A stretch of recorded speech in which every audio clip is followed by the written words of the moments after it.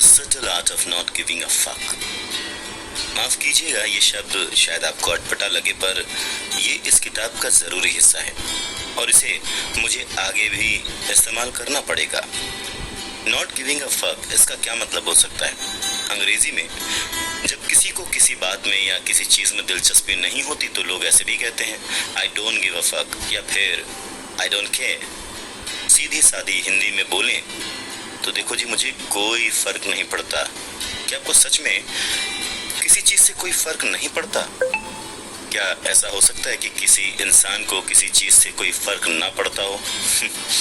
अगर ऐसा है तो किसी की सफलता से, प्यार से, किसी भी चीज से कोई फर्क ही नहीं पड़ना चाहिए, है ना?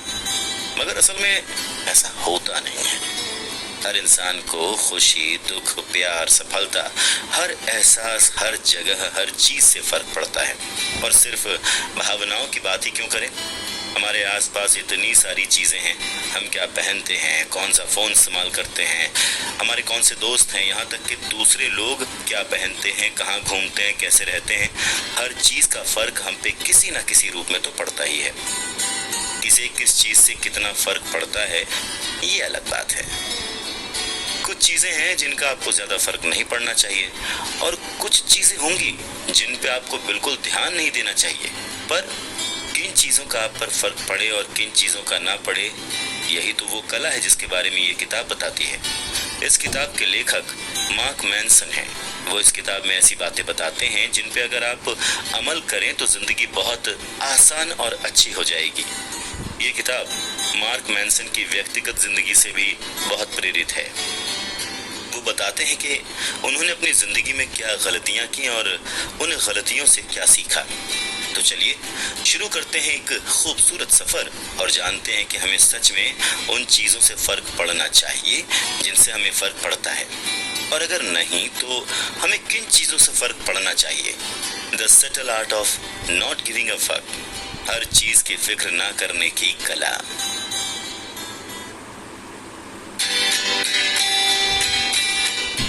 एपिसोड 1, क्या सच में कोशिश नहीं करनी चाहिए? ये इस किताब का पहला चैप्टर है जिसका शीर्षक है डोंट ट्राई, मतलब कोशिश भी मत करो। ये बहुत ही कश्मकश वाला शीर्षक है ना? हमेशा से कहा जाता है कि कोशिश करने वालों की हार नहीं होती, कोशिश करते रहो। और अगर कोई कहे कि कोशिश ही मत करो, तो ये हमारी आज तक की धारणाओं को गलत साबित करता है। इस किताब के और पन्ने पलटे जाएं तो पता चलता है कि किस संदर्भ में ये डोंट ट्राई कहा गया है। इसका मतलब ये नहीं है कि आप किसी भी चीज की कोशिश ना करें। इसका मतलब ये है कि आप कुछ और या फिर किसी और के जैसा बनने की कोशिश ना करें। हम सभी एक दूसरे से अलग होते हैं और हर इंसान में कुछ खूबियां और कुछ खामियां भी होती हैं। पर सच ये भी है कि ज्यादातर लोग दूसरे की तरह बनना चाहते हैं।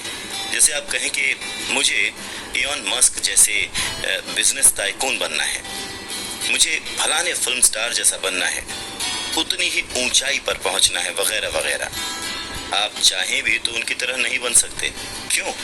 क्योंकि वो इंसान किन परिस्थितियों से गुजरा है, उसके क्या संघर्ष रहे हैं, उसने अपनी खूबियों का कैसे फायदा उठाया है या फिर अपनी गलतियों से क्या सीखा है, और भी बहुत सारी चीजें होंगी जो उस इंसान को अपने मकाम तक ले गई होंगी। आपका काम करने का तरीका, परिस्थितियां सब अलग होंगी। आप भी अलग हैं, आपकी खामियां भी अलग हैं। ऐसा ना हो कि उस मकाम तक पहुंचने के उत्साह में आप अपनी खूबियां ही भूल जाएं या फिर अपनी खामियों को नजरअंदाज करते रहें।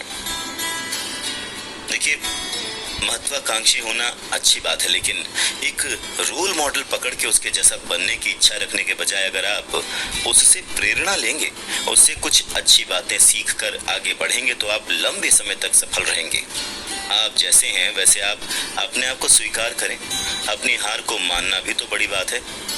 कटु सत्य ये है कि आप हमेशा सफल नहीं हो सकते। कभी न कभी आपको जीवन में हार का सामना करना ही पड़ेगा। अगर आप असफलताओं को स्वीकार नहीं करेंगे तो जीवन के बहुमूल्य ज्ञान से दूर रहेंगे। अपनी असफलताओं से हमें बहुत कुछ सीखने को तो मिलता ही है, लेकिन ये असफलताएं हमें आगे की कठिनाइयों से लड़ने के लिए और ताकत देती हैं। तभी तो आप आगे बढ़ सकते हैं। इसकी एक मिसाल है सचिन तेंदुलकर। जी हाँ, इंडिया के सबसे उम्दा क्रिकेट खिलाड़ियों में से एक मास्टर ब्लास्टर सचिन तेंदुलकर। सचिन तेंदुलकर कभी भी पढ़ाई में बहुत अच्छे नहीं थे। उनकी रुचि हमेशा से ही क्रिकेट में रही। वो 10वीं की परीक्षा में फेल भी हो गए, पर उन्होंने इस असफलता को अपने ऊपर हावी नहीं होने दिया। वो जानते थे कि वो पढ़ाई में अच्छे नहीं हैं, पर वो ये भी जानते थे कि वो क्रिकेट में बहुत अच्छे हैं। उन्होंने कभी किसी और के जैसा या कुछ और बनने की कोशिश ही नहीं की। उन्होंने अपना खुद का रास्ता चुना और एक से बढ़कर एक विश्व रिकॉर्ड बनाए। इसीलिए आज भी उनकी तुलना किसी से नहीं की जाती। उन्हें बस द सचिन तेंदुलकर ही कहा जाता है।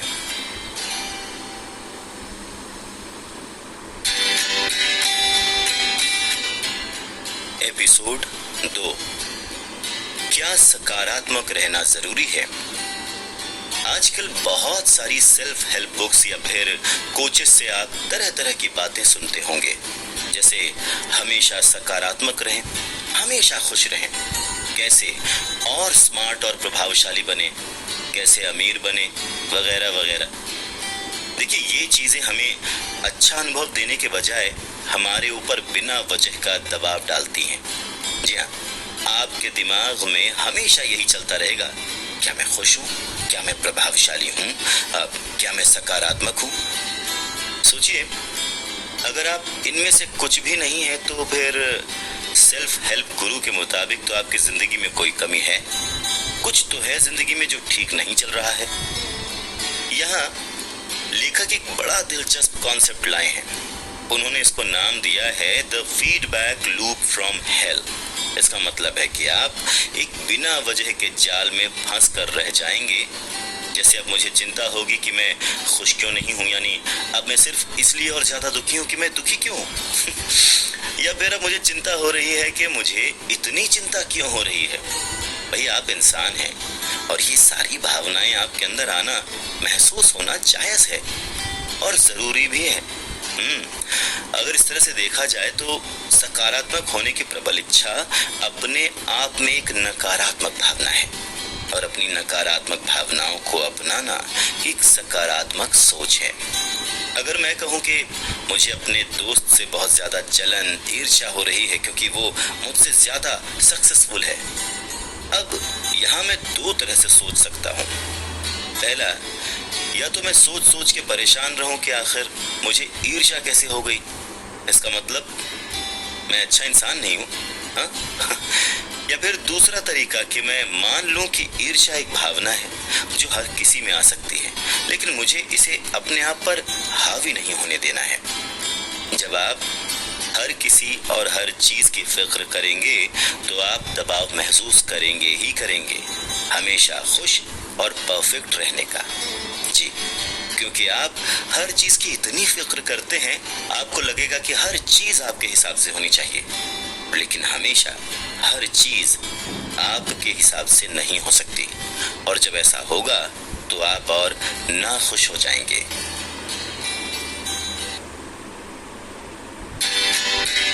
Episode 3, not giving a fuck myths. फर्क ना पड़ने का और क्या मतलब है?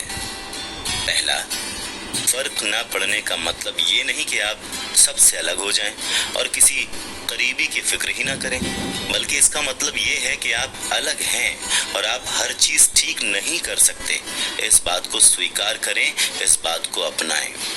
मान लीजिए कोई करीबी दोस्त आपको धोखा देता है, आपको उससे फर्क पड़ेगा और पढ़ना भी चाहिए, पर अगर इस बारे में आप कुछ कर सकते हैं तो करिए, और अगर नहीं कर सकते तो फिजूल में इसके बारे में सोच सोच कर अपने मन की शांति और समय नष्ट मत कीजिए। दूसरा, अगर आपको किसी विपत्ति से कोई फर्क नहीं पड़ता तो आपके पास उस विपत्ति से ज्यादा जरूरी कोई चीज होनी चाहिए। अक्सर लोग छोटी छोटी बातों की बहुत ज्यादा फिक्र करते हैं, या फिर यूं कहूं कि बहुत सारे लोग इन चीजों की बहुत फिक्र करते हैं। उन्हें बहुत ज्यादा फर्क पड़ता है कि कोई उनके बारे में क्या सोच रहा है, क्या कह रहा है, किससे क्या बात कर रहा है, हाँ? या उन्हें क्या कह रहा है। और अगर कोई कुछ बोल देता है तो वो सोच सोच कर परेशान होते रहते हैं। आपकी जिंदगी में और भी बहुत सारी चीजें होंगी जो इन छोटी छोटी चीजों से ज्यादा जरूरी होंगी। अपना ध्यान उन पर केंद्रित करिए। अगर आप ऐसा नहीं करेंगे तो आप बिना वजह की चिंता में अपना वक्त और ऊर्जा जाया करेंगे। तीसरा, हम अपने फर्क खुद चुनते हैं। हम जो भी चिंता या फिक्र करते हैं उसे हम खुद ही चुनते हैं। आप सोच के देखिए, कोई भी छोटा बच्चा होता है, वो उल्टा सीधा बोलता है, तोतला बोलता है पर रुकता नहीं है। वो ये नहीं सोचता कि लोग उस पर हंस रहे होंगे या लोग क्या सोच रहे होंगे। जैसे जैसे हम बड़े होते जाते हैं, ये सारी फिक्र समाज हमारे ऊपर डालता जाता है। कब ये सामाजिक तौर तरीके दबाव बनने लगते हैं पता ही नहीं चलता। तो जो इंसान बचपन में बेखौफ होता है, बड़ा होकर वो खौफ में जीने लगता है। क्या होगा अगर मैं कम पैसे कमाऊंगा, लोग मेरा मजाक बनाएंगे। आप बचपन में जैसे बेखौफ थे, आप फिर से वैसे ही बन सकते हैं। कैसे? आपको किस चीज से फर्क पड़ना चाहिए, किस चीज से फर्क नहीं पड़ना चाहिए, इसका फैसला खुद करके। ये किताब कोई आध्यात्मिक ज्ञान नहीं देगी, पर आपको ये जरूर बताएगी कि कैसे अपने दुख से, नाकामी से ऊर्जा लें, पॉजिटिविटी लें और आगे बढ़ें। उसे सीखें कि क्यों हमें दर्द और तकलीफों से कभी भी दूर नहीं भागना चाहिए।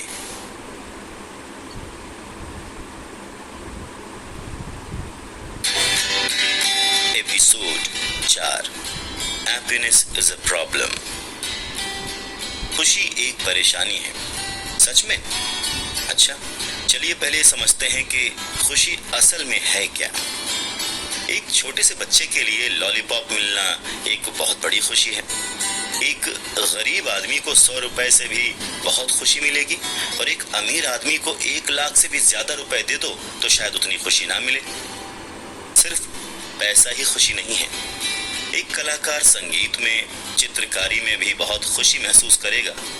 यूं तो तपती गर्मी में बारिश की कुछ बूंदें भी बहुत खुशी देती हैं, और सर्दी में जो धूप की कुछ किरणें होती हैं वो भी बहुत खुशी देती हैं। तो खुश रहना कोई ज्ञान या कला नहीं है कि आप कुछ किताबें पढ़कर खुश रहना सीख जाएंगे ना। इसका कोई पैमाना ही नहीं है कि अगर मुझे इतना पैसा मिल गया तो मैं खुश रहूंगा, या फिर अगर मैं इस इंसान के जैसा बन जाऊंगा तो मैं खुश रहूंगा। जो भी पीड़ा या दर्द होता है वो हमारी जिंदगी का अहम हिस्सा है, और ये कभी अलग नहीं हो सकता। जब एक छोटा बच्चा गैस स्टोव के पास जाता है तो उसे छूता जरूर है। अगर गर्म नहीं है तो कोई बात नहीं, वो दोबारा उस गैस स्टोव को छूने की कोशिश करेगा, जरूर करेगा, क्योंकि कितना भी कोई कह ले पर उसे लगता है कि गैस स्टोव छूने से उसे कुछ नहीं होगा। पर जब वो गर्म स्टोव छू लेगा तब उसे उस दर्द का एहसास होगा, और तभी वो समझ पाएगा कि उसके पास नहीं जाना चाहिए। ये छोटा सा एग्जाम्पल हमें प्रेरित करता है कि हमें कुछ नया करना चाहिए। हमारे दर्द से हमें प्रेरणा मिलती है कुछ बदलाव लाने की, कुछ अलग करने की। जब उस छोटे बच्चे को पता चला कि गैस स्टोव को छूने से हाथ जल सकता है, तभी तो वो तरीके ढूंढेगा कि बिना आग के खाना कैसे तैयार किया जाए। हमारे दिमाग का जो नर्वस सिस्टम है वो एक फीडबैक लूप है। वो हमें बताता रहता है कि हम कब गलत हैं। जैसे अगर आप देख कर नहीं चल रहे हैं तो आपके पैर पर चोट लग सकती है। ये तरीका है हमारे नर्वस सिस्टम का हमें सजा देने का। आपने अपने दायरे से बहुत कुछ किया है और अब आपको भुगतना पड़ेगा। इसमें अच्छी बात यह है कि आगे से आप और ध्यान रखेंगे उस काम को करते वक्त, है ना। दर्द हमें बहुत सारी चीजें सिखाता है। अब एक बच्चा जब चलना सीखता है तो वो बार बार गिरता है और फिर उठ जाता है और फिर चलता है। तो उस दर्द से वो डरता नहीं है, भागता नहीं है, बल्कि उस दर्द को एक लर्निंग की तरह लेकर फिर उठ खड़ा होता है। बार बार गिरकर संभलता है और ये समझता है कि शायद पकड़ कर चलूं तो शायद ना गिरूं, और शायद इस जगह जाना खतरनाक है।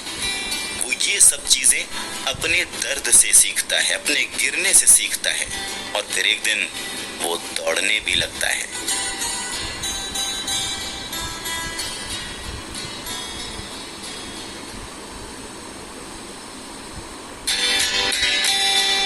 एपिसोड 5, दर्द की कहानी। दर्द इंसान की जिंदगी का हिस्सा है, इसे अलग नहीं किया जा सकता। और ये सिर्फ शारीरिक दर्द पर लागू नहीं होता, हमें भावनात्मक दर्द को भी उतनी ही तवज्जो देनी चाहिए। बहुत बार हम अपनी भावनाओं को नजरअंदाज करते हैं, अपने दर्द को दबा कर रखते हैं, किसी से कहते नहीं हैं, यहाँ तक कि हम खुद से भी छुपाने की कोशिश करते हैं। बस अपने आप को तसल्ली देते रहते हैं कि सब ठीक है, सब ठीक है, कुछ भी गड़बड़ नहीं है। अगर आप अपने दर्द को दूर करने की कोशिश नहीं करेंगे तो ये अलग अलग तरह से, अलग अलग तरीके से आपके ऊपर हावी होता रहेगा, जैसे गुस्सा, जलन। ये भावनाएं भी गलत नहीं हैं, पर जिस जड़ से ये शुरू हो रही हैं वो गलत है।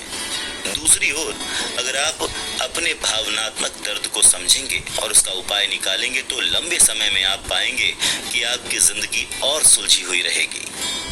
मैं आपको एक विद्वान की कहानी सुनाता हूँ और कैसे उन्हें बहुत दर्द और पीड़ा हुई इस बारे में बताता हूँ, लेकिन इसी दर्द और पीड़ा की वजह से कैसे वो शिखर तक पहुंचे, ये अपने आप में सीखने वाली बात है।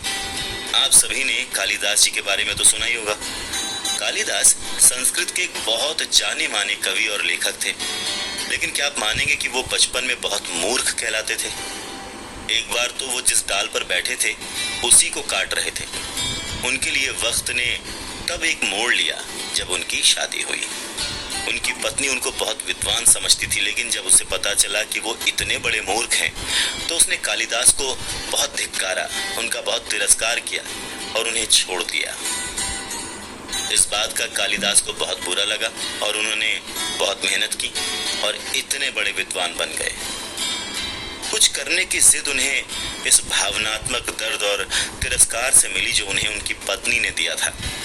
अगर कालिदास इस दर्द को नजरअंदाज करके अपनी जिंदगी को बिताते रहते तो वो कभी भी इतने बड़े विद्वान नहीं बन पाते, बल्कि उन्हें पूरी जिंदगी तिरस्कार ही झेलना पड़ता।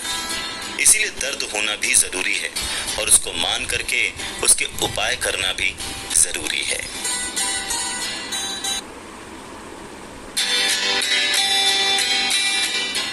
Episode 6, problem solving and happiness. हमारी समस्या कभी खत्म नहीं होती, मगर ये भी सच है कि खुशी समस्या सुलझाने से मिलती है।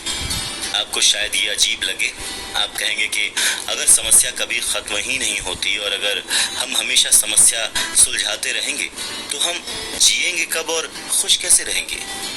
ये सब सच है, लेकिन ये सब बदल जाता है कि हम किस चीज को समस्या समझ रहे हैं और किसको नहीं। आपकी इच्छा है कि मैं बिल्कुल चुस्त दुरुस्त रहूं, बिल्कुल फिट दिखूं और आप जिम जाते हैं। कहने को तो रोज जिम जाना भी एक समस्या है, सुबह उठना भी एक समस्या है, लेकिन आप इन समस्याओं को पार करेंगे तभी तो आपको उसका फल भी मिलेगा। कुछ समय बाद आपको वही कसरत करने में मजा नहीं आएगा क्योंकि ये आपके लिए आसान हो गई, तो आप अपनी कसरत को और टफ करेंगे, आप अपनी समस्या बढ़ाएंगे, है ना। अब इस समस्या को सुलझाने में आपको मजा आने लगा है, अब समस्या सुलझाने में आपको खुशी मिलती है। यहाँ जरूरी बात यह है कि आप समस्या सुलझाएं। सिर्फ समस्या होना काफी नहीं है, समस्या तो सबकी होती है, लेकिन उन्हें सुलझाना बहुत जरूरी है। जरा सोचिए उस इंसान के बारे में जो फिट तो होना चाहता है पर उसकी समस्या नहीं सुलझाता, तो उसे फल मिलेगा क्या? नहीं ना। कुछ लोगों के लिए ये चीज बहुत मुश्किल हो सकती है, उनके लिए जिंदगी कभी आसान होती ही नहीं क्योंकि वो लोग मानते ही नहीं कि उनकी कोई समस्या है भी। जब तक आप उस समस्या को स्वीकार नहीं करेंगे तब तक आप उसे सुलझाएंगे कैसे। दूसरी चीज, ये लोग हमेशा अपने आप को एक बेचारे की तरह समझते हैं। जिम नहीं जा पा रहे हैं क्योंकि टाइम ही नहीं मिलता, इतना काम रहता है, सुबह उठ नहीं पाते क्योंकि किसी ने उन्हें उठाया नहीं। अगर आप अपनी समस्या के लिए किसी चीज को या किसी और को दोष देते हैं तो आप कभी भी उस समस्या को हल नहीं कर पाएंगे। ये बातें, ये चीजें शायद तभी के लिए आपको तसल्ली दे सकती हैं कि मेरी तो कोई समस्या ही नहीं है या मेरी तो कोई और गलती ही नहीं थी, लेकिन वो समस्या हमेशा के लिए रहेगी और जब आपको इसका एहसास होगा तब तक और बहुत सारी समस्याएं खड़ी हो चुकी होंगी। लंबे समय तक सुलझे रहने के लिए अपनी समस्या मानकर उनका दोष खुद पर लें और उन्हें हल करने की जिम्मेदारी भी खुद के ऊपर ही लें। हमारी भावनाएं भी हमें फीडबैक देती हैं। अगर हमारे अंदर नकारात्मक भावनाएं हैं तो वो ये दर्शाती हैं कि कोई समस्या है जो आपको सुलझानी है। अगर आपको बहुत सकारात्मक लग रहा है तो वो फल है आपके कर्म का। जिम का ही उदाहरण ले लेते हैं। जब हमें उचित परिणाम नहीं मिलते तो हमें समझ लेना चाहिए कि कुछ तो ऐसा है जिस पे हमको काम करना है, और जब हम वर्जिश करते हैं तो हमें फिटनेस मिलती है जो फल है हमारे कर्म का, हमारी मेहनत का। हम सभी की एक अच्छी जिंदगी की परिभाषा होती है, जैसे इतने पैसे कमाऊंगा तो जिंदगी अच्छी रहेगी, या शादी हो जाएगी तो जिंदगी खुशहाल रहेगी। लेकिन जो उसके साथ प्रक्रिया होती है हम उसके लिए तैयार नहीं होते। जैसे अच्छा जीवन साथी चाहिए, पर उसके साथ जुड़ी भावनाओं को भी आपको समझना पड़ेगा। कोई भी रिश्ता बिना प्रयास किए नहीं चलता। इसलिए अगर आप सिर्फ फल के बारे में ही सोच रहे हैं तो आपका सफर बहुत मुश्किल रहेगा। आपको उस राह पर आने वाली रुकावटों के लिए भी तैयार रहना पड़ेगा। इसीलिए फल की चिंता किए बिना अपने कर्म को करते रहिए।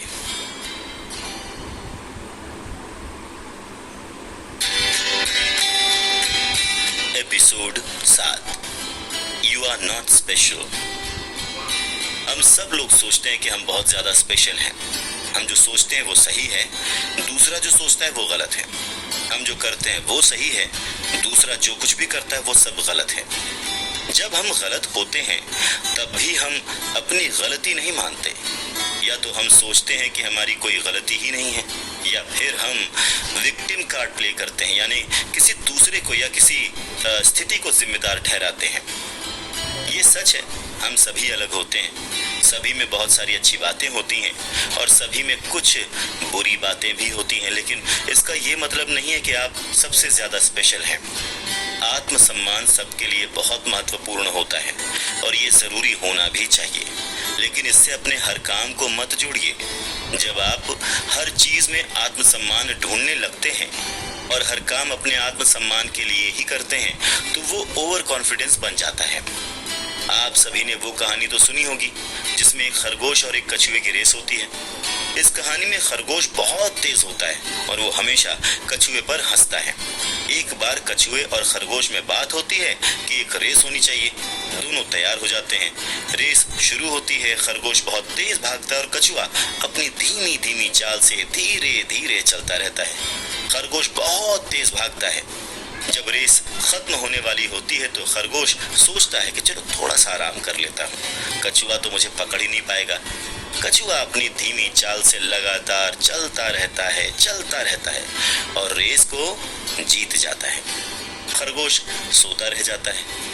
अब इस कहानी को हमेशा स्थिरता से जोड़ा जाता है। हमेशा कहा जाता है कि slow and steady wins the race, लेकिन इसमें बहुत जरूरी बात यह भी है कि खरगोश अपने ओवर कॉन्फिडेंस की वजह से ही हारा था।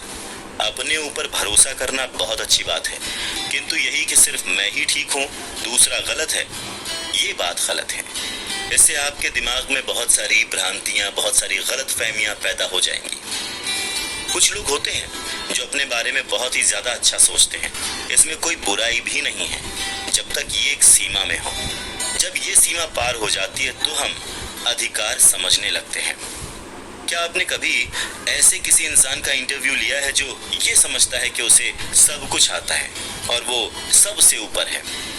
वो सारे जवाब बहुत ही आत्मविश्वास से देते हैं। जो गलत जवाब हैं वो भी। ऐसी टिप्स अक्सर लोग देते भी हैं कि इंटरव्यू में कुछ भी हो जाए आत्मविश्वास के साथ बोलो तो वो सामने वाला मान जाएगा, क्योंकि उसे कुछ समझ ही नहीं आएगा।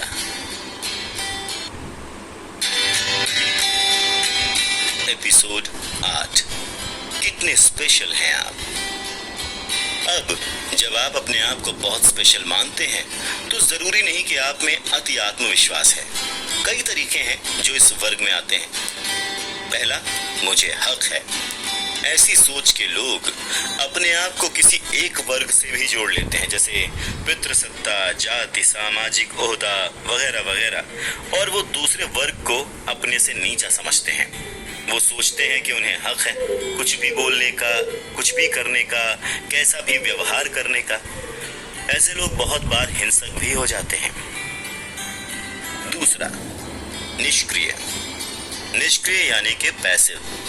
ऐसे लोग ज्यादा अपनी राय नहीं रखते, जो कहो वो मान जाते हैं, जो उनके साथ हो वो स्वीकार कर लेते हैं। कुछ मामलों में ये ठीक भी है, मगर ज्यादा पैसिव होने से लोग अपने आप को स्पेशल भी समझने लगते हैं। सामने वाले को मेरी बात समझनी चाहिए, ये मेरा अधिकार है, वो मेरे कम बोलने का फायदा उठाता है। ये सारी बातें यही दर्शाती हैं कि आप अपने आप को स्पेशल समझते हैं। तीसरा, मैं ही सबसे ज्यादा बुद्धिमान हूँ। कुछ लोग समझते हैं कि वो बहुत बुद्धिमान हैं। अपने आप को बुद्धिमान समझना गलत नहीं है। यहाँ फर्क तब आता है जब ये भावना आपके दिमाग में हमेशा रहती है, मैं सबसे बुद्धिमान हूँ। ऐसा इंसान हमेशा अपनी राय रखता है, फिर चाहे वो राजनीति हो, धर्म हो या कोई और विषय। अब राय रखना तो गलत नहीं है, पर अक्सर ऐसे लोगों की राय के साथ ये ठप्पा भी लगा हुआ आता है कि ये सिर्फ राय नहीं है, ये सच है। जाहिर है अगर आप अपनी राय देंगे तो सामने वाला भी कुछ बोलेगा, मगर आप अपनी ही बात को सबसे आगे रखेंगे, क्योंकि आप तो सबसे बुद्धिमान हैं और जो आप कह रहे हैं वो सच है, भले ही वो वास्तविकता से बहुत ज्यादा परे हो। ये एक स्पेशल अधिकार वाली बात हो जाती है। ऐसी सोच हमारे लिए हानिकारक होती है, क्योंकि जो अच्छी बात या विचार हमारे सामने रखे जाते हैं, हम उनके लिए दरवाजे बंद कर लेते हैं, उन्हें अपने दिल और दिमाग से कोसों दूर रखते हैं। ये जो स्पेशल या आधिकारिक सोच है, इस सब से हमें क्या नुकसान हो सकता है, आइए वो देखते हैं। पहला, इससे हम कभी सीख नहीं पाते। जब हम सोचते हैं कि हम ही स्पेशल हैं तो हम अपने आप को सबसे ऊपर ही मानते हैं। दूसरों की राय, दूसरों से कुछ सीखना, अपने आसपास से कुछ सीखना, ये सारी चीजों के लिए हम दरवाजे बंद करके रखते हैं। दूसरा, हम अपने बारे में गलत सोचते हैं। सबसे पहली धारणा तो हमारी यही गलत हो जाती है कि हम अपने आप को सबसे स्पेशल समझ रहे होते हैं, और अगर कोई हमें बताना भी चाहे कि हम स्पेशल नहीं हैं, तो भी हम ये नहीं मानते। ऐसे में हम अपनी गलतियां कभी नहीं मानते, तो उनसे सीखना और उन्हें सुधारना तो बहुत दूर की बात है। तीसरा, हम समझते हैं हम सब कुछ हैं। आधिकारिक सोच वाले लोग समझते हैं कि वो ही सब कुछ हैं, अपने आप में हर चीज में सक्षम हैं, कुछ हद तक होना भी चाहिए।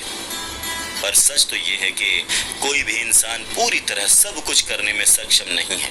हर काम में समाज, हमारे आसपास का पर्यावरण, हमारे आसपास के लोग, सारे कारण मिलाकर ही हम कोई काम कर पाते हैं। सोचिए, अगर आप घर से बैठे बैठे लैपटॉप पर काम करते हैं, तो अपने सहकर्मियों के अलावा आपके इंटरनेट प्रोवाइडर, आपका परिवार, हर किसी का आपके काम में उतना ही हाथ है। चौथा, हम चीजों पे, लोगों पे अपना अधिकार समझते हैं। हम सोचते हैं कि इस इंसान को मैं कुछ भी बोल सकता हूँ, इसके साथ मैं कुछ भी कर सकता हूँ। पर सच तो ये है कि आप उस इंसान के बगैर कुछ भी नहीं कर सकते।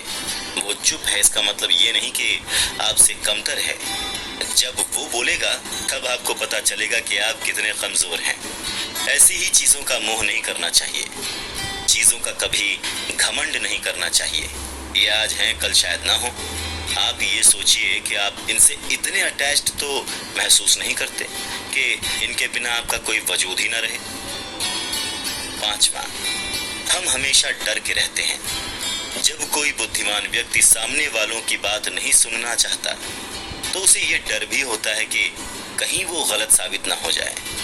जब कोई अपने आप को सबसे ऊपर मानता है, तो उसे ये भी डर होता है कि सबको पता चल जाएगा कि उसमें असल में उतनी ताकत है ही नहीं, या उतनी समझ है ही नहीं। जब कोई अपनी बात बताए बिना चाहता है कि सामने वाला उसे खुद समझकर स्पेशल व्यवहार करे, तो वो डरता है कि वो अपनी बात कभी बता ही नहीं पाएगा, कभी समझा ही नहीं पाएगा।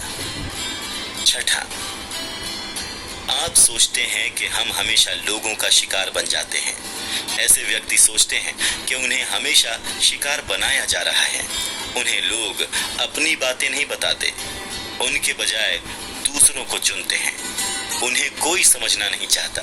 बल्कि सच तो ये है कि जब तक आप अपनी बात नहीं बताएंगे, कोई समझ नहीं पाएगा, क्योंकि वो इंसान है, कोई टेलीपैथी मशीन तो है नहीं। जब तक आप अपनी नेगेटिव बातें स्वीकार नहीं करेंगे, आप अपने आप को भी पूरी तरह से स्वीकार नहीं कर पाएंगे। आज